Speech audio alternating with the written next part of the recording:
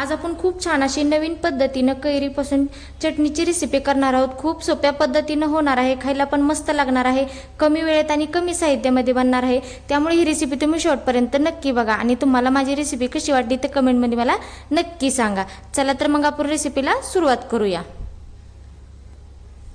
तर इथे बघू शकता मी 2 अशा कैऱ्या घेतलेल्या आहेत। आता आपल्याला ह्या कैरीला चांगलं असं स्वच्छ धुवून पण घ्यायचं आणि धुवून घेतल्यानंतर ह्याला काय करायचं, चिरून घ्यायचं। ह्याची साल नाही काढायची, फक्त आपण हे जे टोक आहे ना ते आपण हे काढून घेणार आहोत।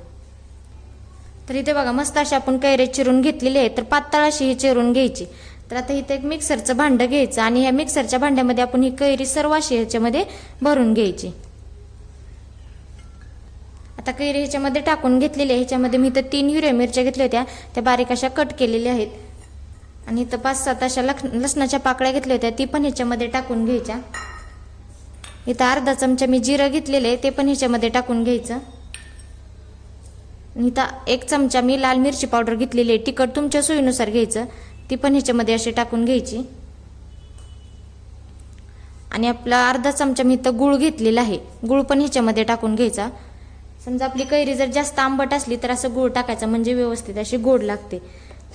आणि चवीनुसार मीठ टाकून घ्यायचं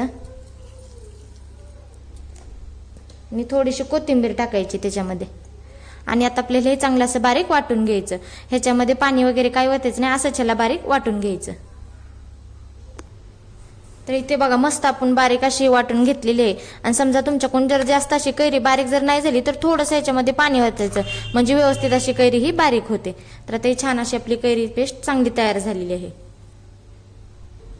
आता इथे एक वाटी घेतलेली आहे, आता त्या वाटीमध्ये आपण हे ओतून घेणार आहोत सर्व असं। इथे मी सर्व अशी चटणी ओतून घेतलेली आहे। आता इथे मी एका वाटीमध्ये तेल गरम करून घेतलेलं आहे। आता त्यामध्ये अशी जिरी मोहरी टाकायची आणि चांगली अशी तडतडून घ्यायची।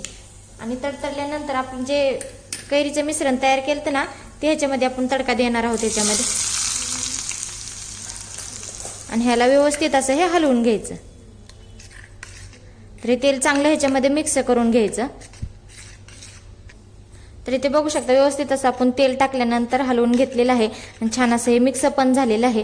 तर इथे बघू शकता मस्त आपली कैरीपासून चटणी तयार झालेली आहे। घरी नक्की ट्राय करा, खूप सोप्या पद्धतीची आहे, खायला पण एकदम मस्त लागणार आहे।